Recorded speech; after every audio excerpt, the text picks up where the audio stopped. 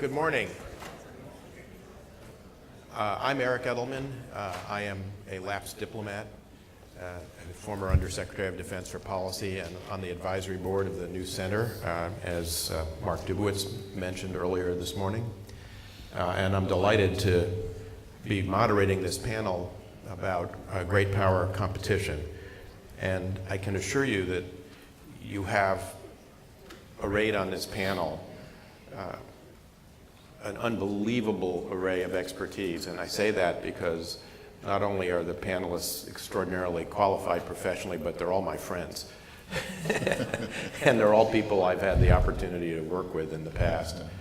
I was able to work most recently with General Jack Keane on my right, who together on the National Defense Strategy Commission that was appointed by then Chairman Thornberry, which he mentioned in the earlier panel earlier discussion with Brad Bowman. I was privileged in the previous iteration of that panel in 2014 to work with Michele Flournoy, who was also my successor as Undersecretary of Defense for Policy, and I was able to work with Wes Mitchell on the Romney campaign and transition. All of them are former colleagues for whom I have an enormously high regard. Let me just briefly introduce them because you have their full biographies in the program. General Jack Keane really needs no introduction. He's a frequent contributor to Fox News as a commentator, but also a frequent witness before the Senate and House Armed Services Committees, a legendary military career that concluded as Vice Chief of Staff of the Army, but also commanded some legendary units, the 10th Mountain Division, the 101st Airborne, a paratrooper in Vietnam, but also served in Somalia, Haiti, Bosnia, and Kosovo, and a great colleague. In the bureaucratic wars that he and I fought, he was on the Defense Policy Board, played an enormous role in the surge, and is a great patriot and was a fabulous colleague on the National Defense Strategy Commission. Michele Flournoy, equally experienced in national security affairs. She succeeded me as Undersecretary of Defense for Policy, which was very daunting, I have to say. She was the co-founder and first president of the Center for New American Security, and she is now the co-founder and managing partner of WestExec Advisors. Finally, and last but not least, Dr. Wes Mitchell, who was the founder and first CEO and president of the Center for European Policy Analysis and has served most recently as Assistant Secretary for European Affairs in the State Department, now has returned as Vice Chairman of the Board for CEPA, although he's appearing today in his personal capacity, and I would stress that his most recent book, he's the author of two books, co-author with my former SICE colleague, Jakob Grigel, of a book about alliance management and the frontier of our alliances, but in his own right has published a book on the grand strategy of the Habsburg Empire, which is about to appear in paperback, and I urge you all to get a copy of it. But Wes is here appearing today in his personal capacity. Let me just stress that. General Keane, let me start with you. We spent a good deal of time on the National Defense Strategy Commission assessing the new National Defense Strategy and its reprioritization of near-peer competitors, great powers, Russia and China. How do you think we are doing in that great power competition today?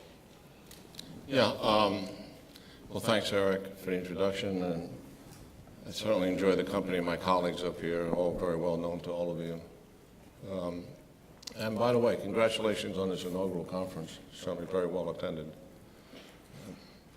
We spent over a year looking at the National Defense Strategy, and we thought they got the strategic framework about right in concert with the National Security Strategy, and we applauded the administration for getting an NS out, within a year of their beginning their work in 2017 by that December. So the strategic framework of big power competition with Russia, resurgent Russia, rising China, the obvious having to confront North Korea, Iran, the generational challenge of radical Islam, the proliferation of offensive cyber warfare, and nuclear proliferation, all those issues we were totally in agreement with.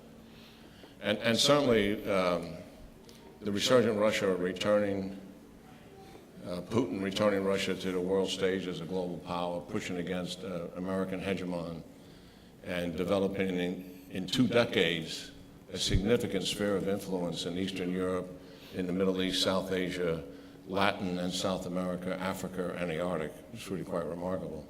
China, of course, a rising power, seeking to dominate and control the Indo-Pacific region, making significant success, I would say, at doing that. Predatory economics, Belt and Road Initiative, constructing a framework of global trade and infrastructure network with China at the center of it. The fastest growing military in the world by far. Navy today is much larger than ours and going rapidly in that direction. Yeah. What happened to both of these countries is they saw the United States conventional dominance in the liberation of Kuwait and Iraq. And as a result of that, they changed their strategies. One is they didn't want to fight a conventional war with the United States based on that dominance that we was able to achieve, the integration of air and ground power, precision munitions, space-based technology, something that no one had seen on display before.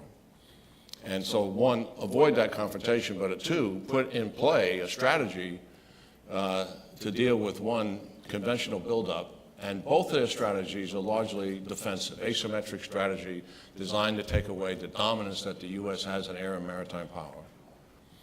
And I would suggest to you that they have achieved a great deal of success in that. Despite the limitations of the Russian military and despite some of the challenges that Politburo has and China has, et cetera. The second thing they did, they recognized that to achieve their geopolitical goals, they wanted to operate below the level of conventional warfare and conflict. Russia defines that as hybrid warfare, and we've seen that on display successfully in Crimea, Ukraine. I would suggest to you it's on display right now in Venezuela.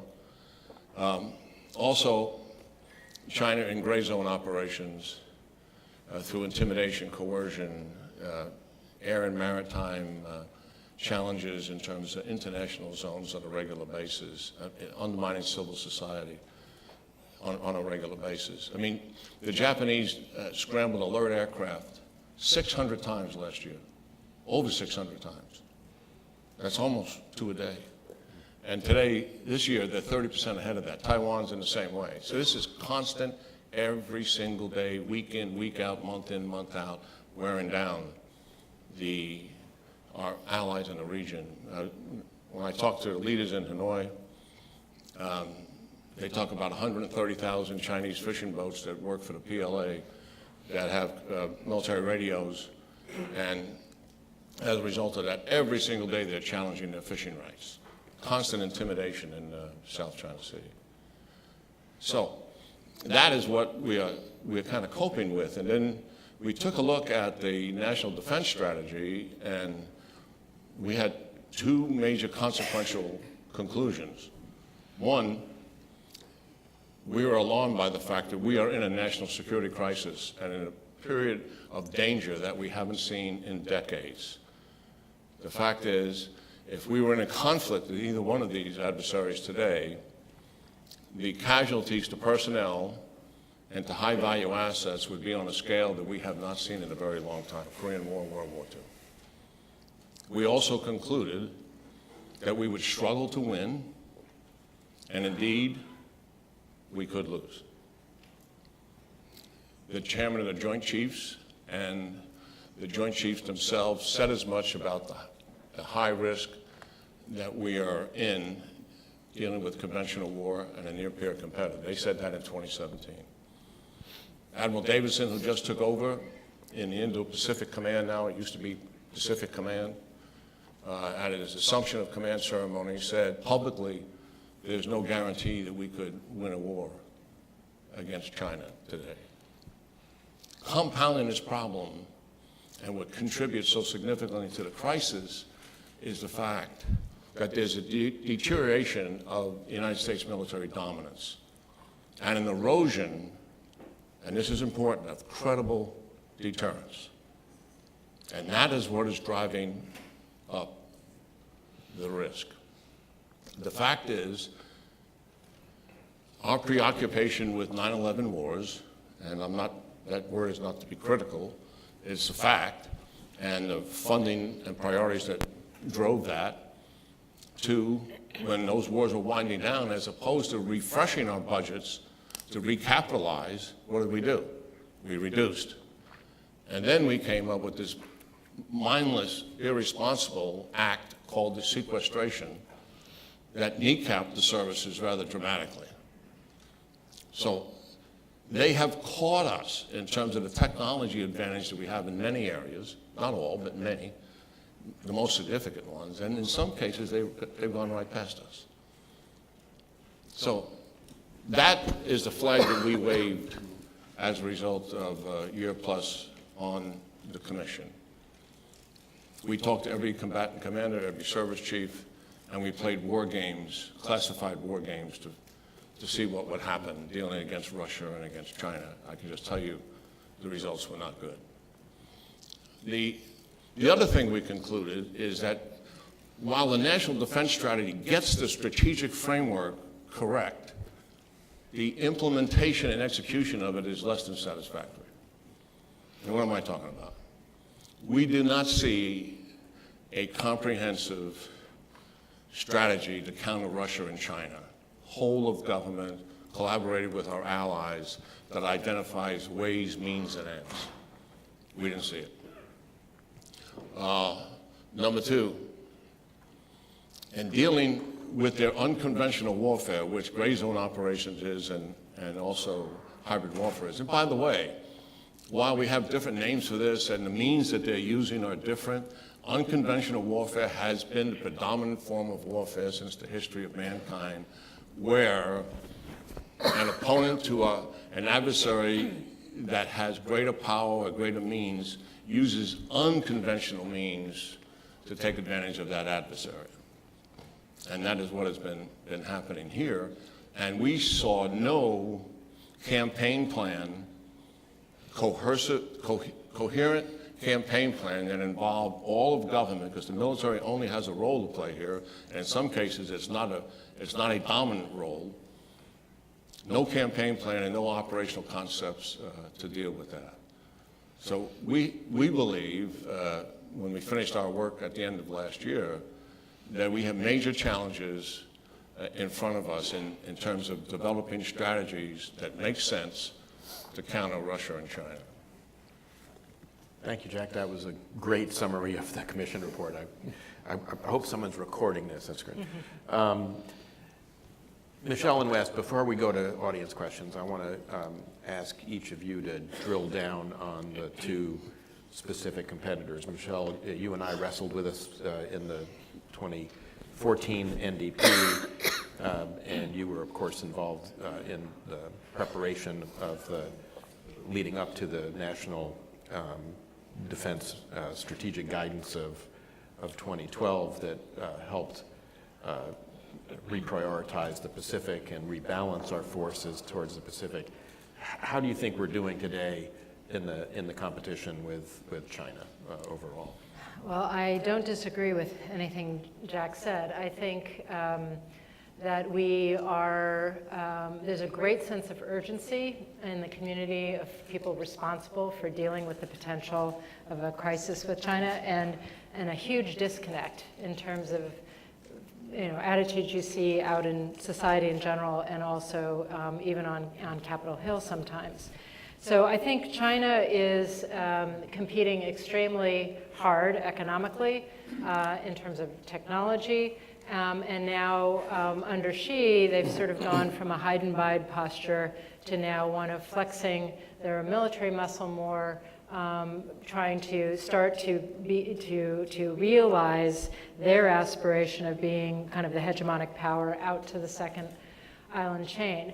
And we are playing catch up. As General Keane said, we have been understandably focused on a very different set of warfare requirements in the last 20 years: counterterrorism, counterinsurgency, the wars in Afghanistan and Iraq. And the kinds of concepts and capabilities and even mindset that we will need to be successful vis-a-vis China in the future is very, very different. So this is a huge pivot for the U.S. military. My biggest concern right now is that what we really need is a very strong investment in deterrence.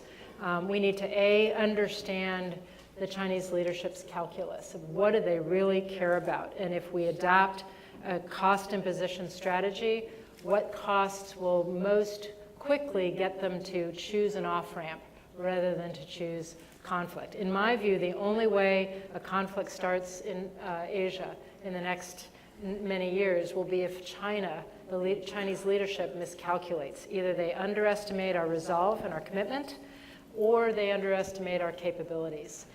So the first thing is we've got to clarify our resolve and our commitment, and that is by word.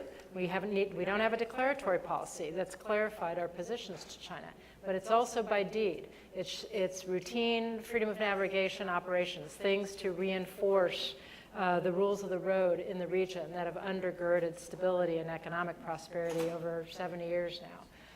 It's the kind of work we should be doing with our allies. I do not see a strategic approach to security assistance and partnership that would ensure that each of those smaller Southeast Asian nations like Vietnam that are constantly being harassed by China through asymmetric or gray zone means, we want to make them look like, to borrow a phrase from a former SOCOM commander, indigestible porcupines. Like make them as spiny and as able to control their waterway approaches, their territory, to make it very hard to complicate Chinese calculus and to make them unsure that they could, make an easy grab for territory or for influence in a given area. And that does have to be whole of government. There are a lot of things the U.S. military needs to do. We need to fundamentally rethink how we're going to approach deterrence and, if necessary, conflict in a highly contested area where we're not going to have full access in the maritime domain. We're going to be contested with cyber. We're going to be contested in space.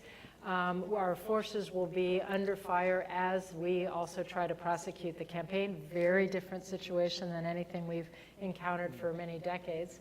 So that takes a different mindset. It means we have to be more asymmetric in our thinking. It takes new concepts of operations, which I think all of the services are hard at work on, but we need to be farther along than we are right now. And then we need investment in new types of capabilities that can support distributed notions of lethality and ways of operating. Everything from the C2 network that's going to enable those distributed forces to communicate and operate effectively, to much greater use of unmanned systems, particularly in the denied or most contested and lethal areas. But whole of government, look what's happened to the State Department, your former agency. I mean, we've got to have people in place to do the diplomacy, to send the message, to show up, to work with our allies, to be there as the relied upon partner, to show that we're still here, we're still leading, we're still with you. It means that we've got to be using all of the instruments of Treasury and Commerce and others. And I think last thing I'll say is it needs to be a whole of society effort. We are the world's technological innovator. And our leadership is remarkable.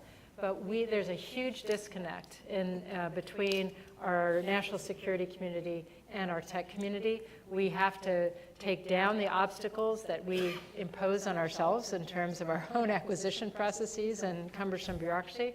But we also need to build bridges to that community to help them understand that the very freedoms that they enjoy, that have enabled their success, are exactly what we need to protect here. And they need to partner with the national security community to be part of that. So I think what we're all saying is there's a lot of work to be done here with the military, with our allies, with whole of government, and with our broader stakeholders across our society. Great, that was terrific, Michelle, thank you. Wes, I mentioned your book, The Unquiet Frontier, about the frontline states. You've just spent several years wrestling with this directly.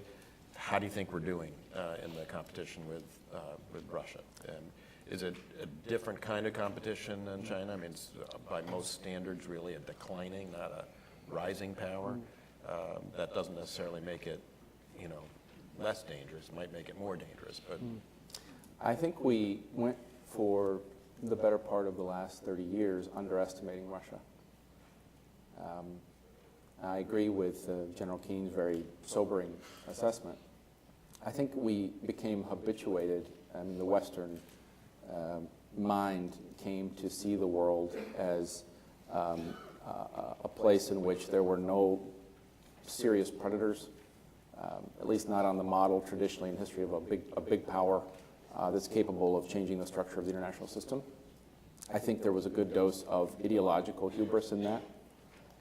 But a kind of mindset in the U.S. from a strategic standpoint from most of the post-Cold War era, even before 9/11, which was really a shift of resources and emphasis to the Middle East and counterterrorism.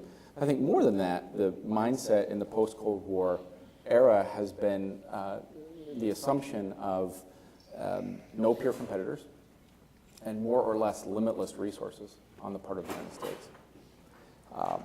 If you look at the international landscape today, it defies most of what we expected the world would look like in the early 1990s. We have not only major strategic rivals who are large land powers who think in traditional geopolitical terms, and they want the things that historically great powers and empires have wanted: resources, territory, influence, which defies the Lexus and olive tree idea of the 90s of where the world was headed. But I think more than that, they offer an ideological alternative that the West was not expecting in what we assumed would be a kind of post-heroic era institutionally, a coupling of authoritarian government with political repression to some of the aspects of market growth. And that's proven to be a much more resilient and attractive model in some parts of the world than we would have thought. When I look at China and Russia, I would say we have underestimated Russia. China, long term, it's probably safe to say by most of the metrics of traditional power, is a more serious long-term threat to our country and to our allies. Russia doesn't have the attributes of being a full spectrum peer to the United States long term, but it is a large land power that has successfully modernized its military, both in conventional and nuclear terms, and is vengeful. I think one of the things that makes Russia different is that it possesses a motive to accelerate a transition in the international system. The tendency to underestimate Russia has been a mistake. Russia has a goal, and that goal is to reverse the verdict of the Cold War. And it's attempting to do so by probing, raiding, harassing the U.S. and its allies, I think on the thesis or the bet that if it can wear down the U.S. by the time China's rise has enabled it to change the structure of the international system more favorably. So the challenge from the U.S. perspective, I think, is twofold. First, that these raids themselves on the periphery create tests of strength and potential points of conflagration, but also the potential for Russian risk-acceptant behavior to allow for a more accelerated and negative adjustment in the structure of the international system than otherwise would have been the case. Wes, that was great. Thank you. I mean, I think you can now see why I told you that this panel has really deep background and knowledge. I want to go to the audience for questions because we have about a half hour here. So let me, we got a mic out there.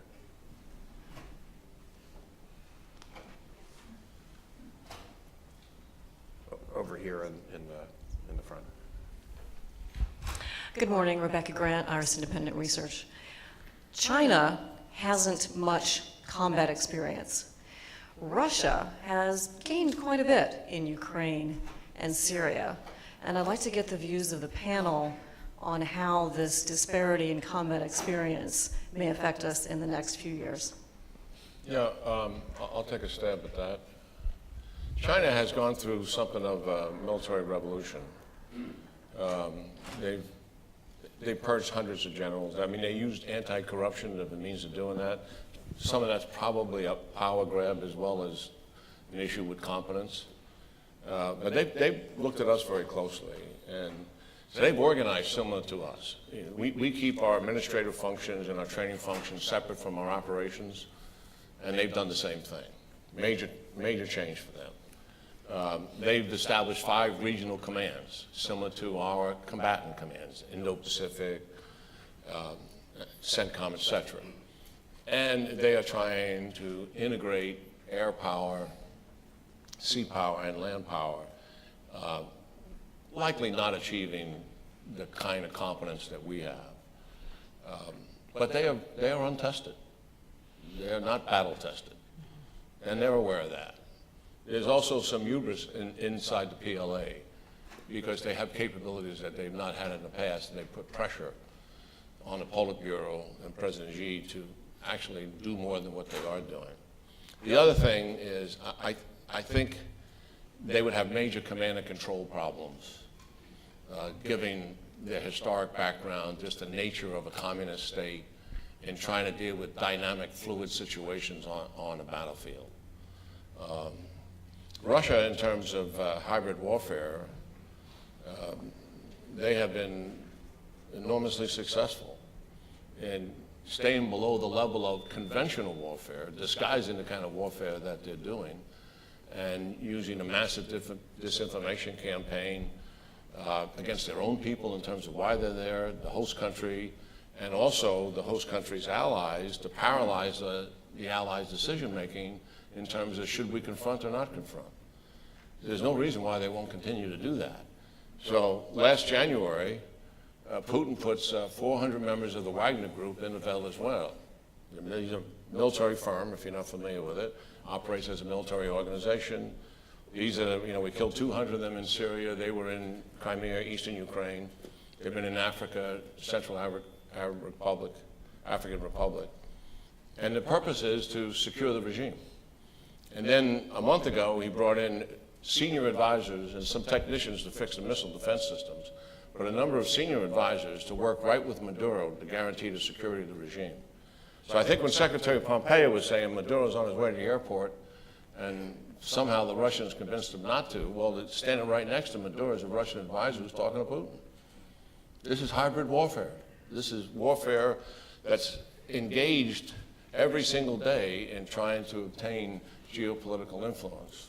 Their chief of their military said, I think about 2 years ago, he said, I don't think the United States has woke up, that we're involved in war every day here against the American hegemon.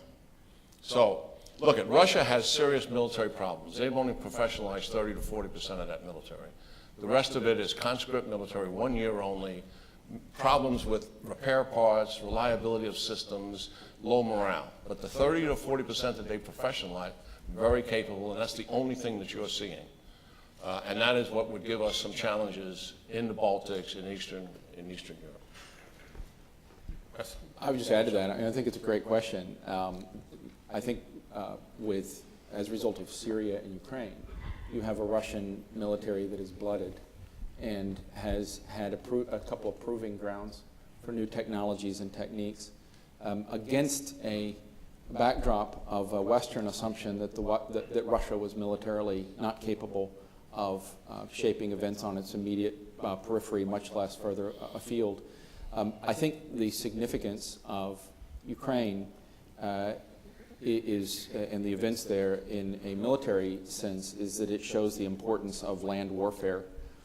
Again, we've operated in a paradigm for the last 30 years of expeditionary warfighting in which the U.S. largely assumed that the Cold War emphasis on large forces colliding with each other in a land space was gone. I think the significance of Syria is you have something like an analog to the Spanish Civil War, in that you have a crisis on the periphery that has allowed bigger players to shape and test their assumptions about what a future war would look like. I also think on the U.S. side, when you look at the national defense strategy in the light of those developments, I think what it gets fundamentally right is starting from the premise that our conventional and nuclear deterrence vis-a-vis these large rivals is eroded. Historically, it's not an easy thing to project deterrence to the frontier of a rival itself, so it's partly a time distance issue. I think it also gets fundamentally right that the expeditionary, there has to be a transition away from the expeditionary warfighting model with its assumption on a surge to kind of fixed points or hubs.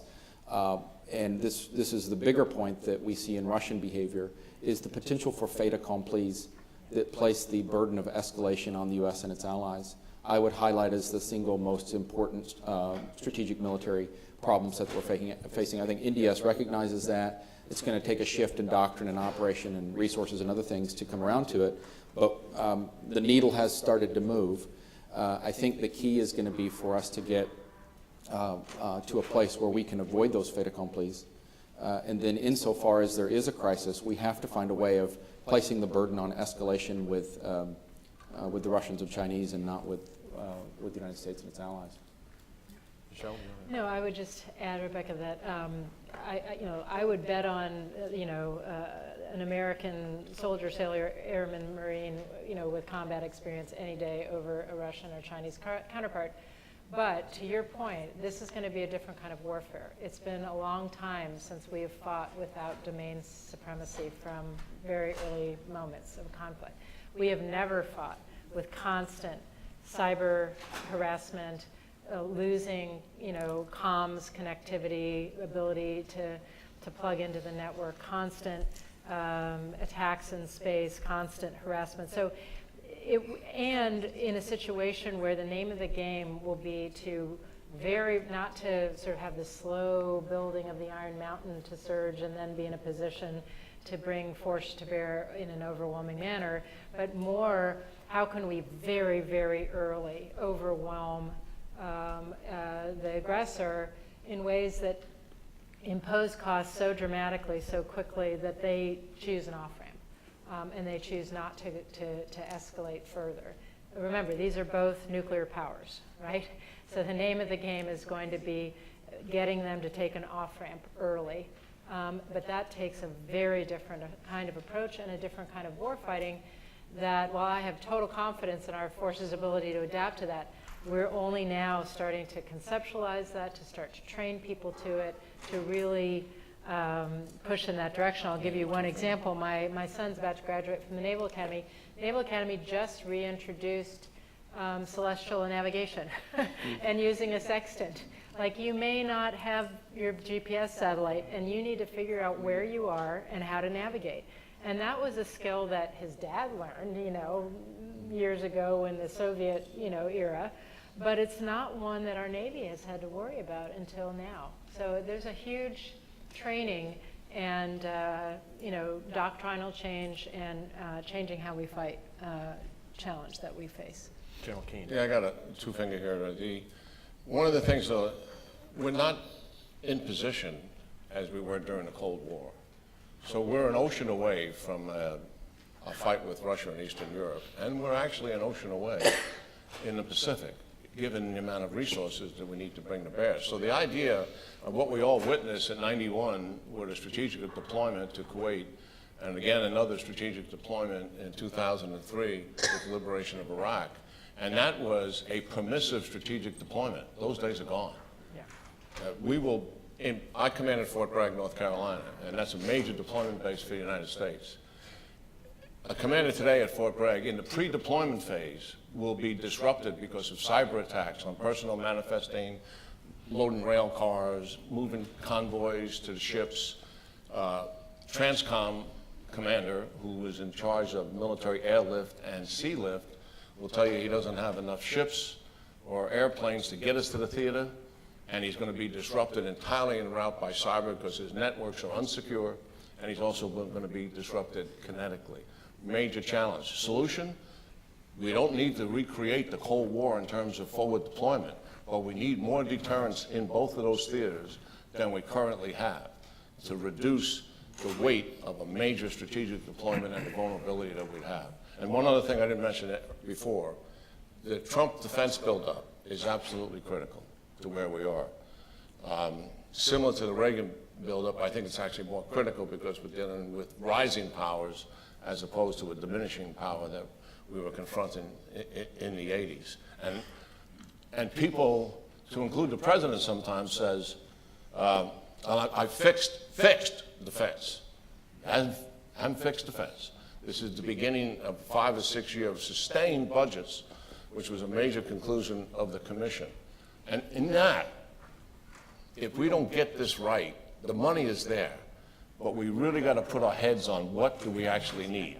If we're just going to improve legacy systems and a whole bunch of program of records are tied to that, and we're all intimately familiar with what that is, we're wrong. We got to cut that out because the risk is too great. We got to get the things that we actually need to get us back to credible deterrence again.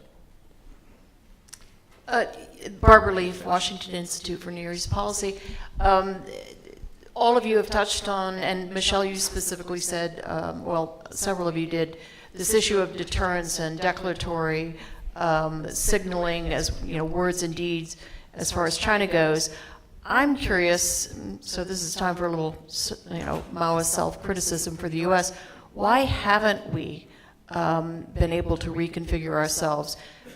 If we just take Russia and reconfigure ourselves in terms of whole of a government approach to these things. I've been watching for the last 5 years, you know, Russia take one big bite out of after another out of pieces of the Middle East, metaphorically speaking, and deploying to Libya, just as they have done in other theaters. We saw what they did in Crimea, Ukraine. We've seen what they've been doing for 5 years, but we are still slow-footed or non-reactive, non-responsive. Michelle, do you want to? Yeah, no, I'll start on I think it's a problem for both Russia and China, in that I don't think we've been clear with either country about where our, you know, how we see our interests, where the lines are, what they can expect from us. Not that we want to say exactly what we do, but, you know, a sort of level of seriousness in different situations.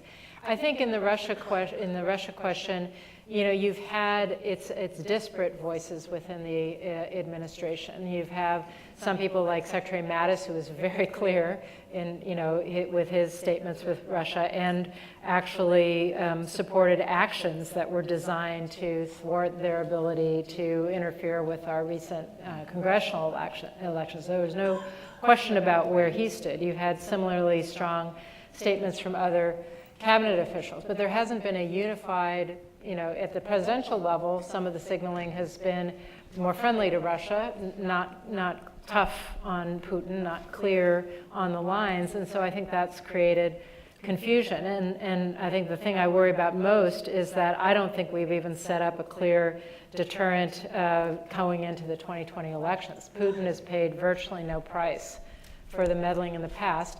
We know they were in our networks observing things down at the state election infrastructure level. What's to stop him next time from messing with registration rolls? So, you know, we all show up at our polling station.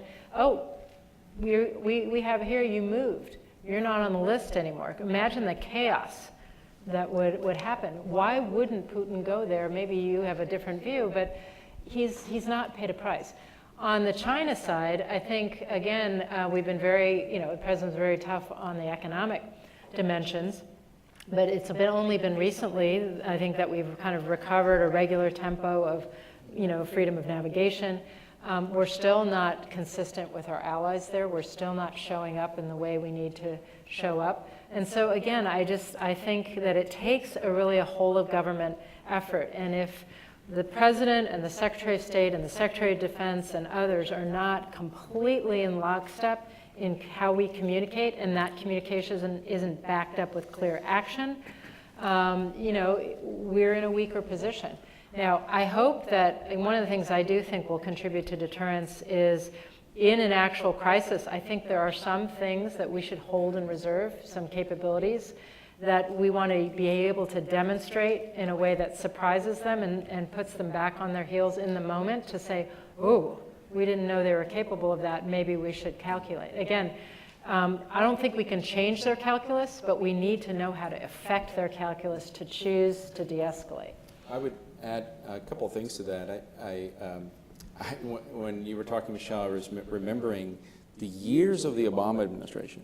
When I would talk to friends in the administration or even many members of the Senate who are newfound hawks on Russia, try to convince them how disastrous the combination of a diplomatic détente, so reset, with sequestration, right? So we were diplomatically seeking to engage with the Russians from a position of weakness in defense.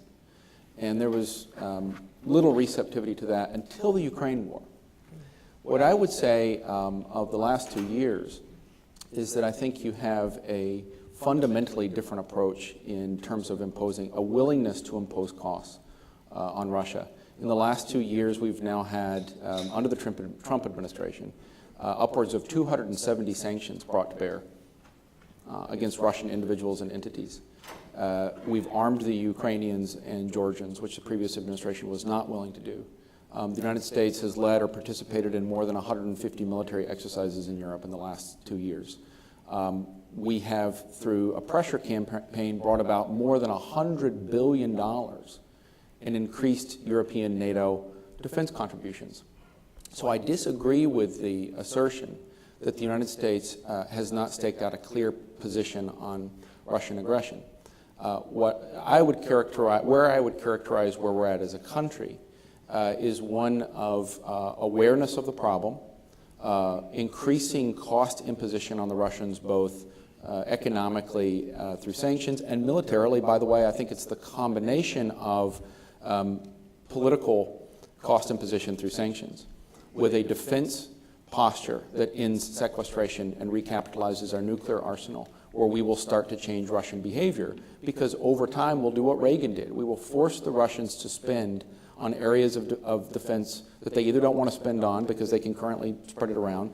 We'll force them to confront costs, time, distance, costs, and otherwise, the more their military and contractors are involved in areas of the periphery with a long logistical tail. The only thing I would close with is an observation that in the years ahead, in dealing with Russia and China, who are big power rivals with nuclear arsenals, I think we have to adjust our expectation. So the premise of your question, we've seen the Russians in Crimea, and we've seen that steady drumbeat. I've been there with you for years making the case that we need to wake up to these things. We are dealing with large peer or near-peer competitors with major conventional forces and nuclear arsenals.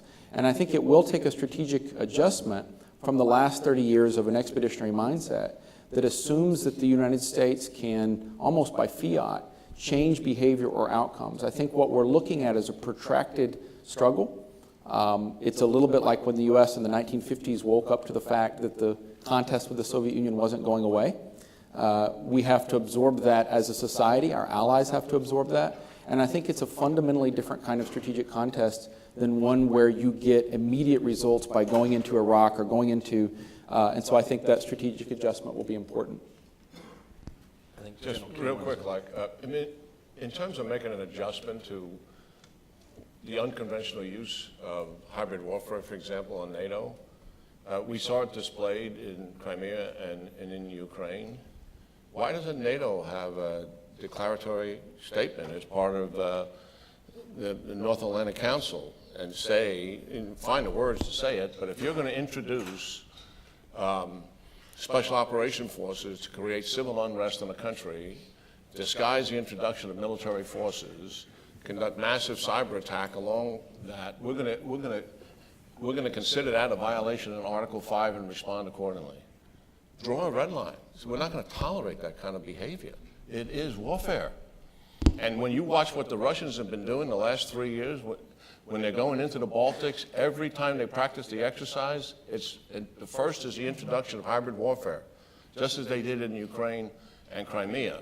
Then their conventional forces are standard guard when we try to respond to it, and then they're full-throated conventional employment. I think we have one last question over here. Okay, so this is probably a good question to end on. General, you've painted a pretty dire picture. I'd like to go home and speak to our family and friends and tell them some things that we're doing well, some things that we're doing right. Could you perhaps point to 2 or 3 things that you're happy with in relation to our overall strategy? Well, yes, certainly. First of all, I think we've defined the strategy accurately, and that's a big step. We have defined the problem, and that's another big step. And we recognize the urgency of it, and that's why there is consensus around a defense buildup. And that's bipartisan consensus. And we're going to argue a little bit about the number, but that is all very positive. And we've got the wherewithal in terms of technology, innovation, creativity here to get back out on the technological edge again where we should be in the future and achieve the kind of credible deterrence that we should have. Unfortunately, we could go on, I think, for probably a long time with this group, but we have run out of time, alas. But please join me in thanking our panel for a terrific discussion.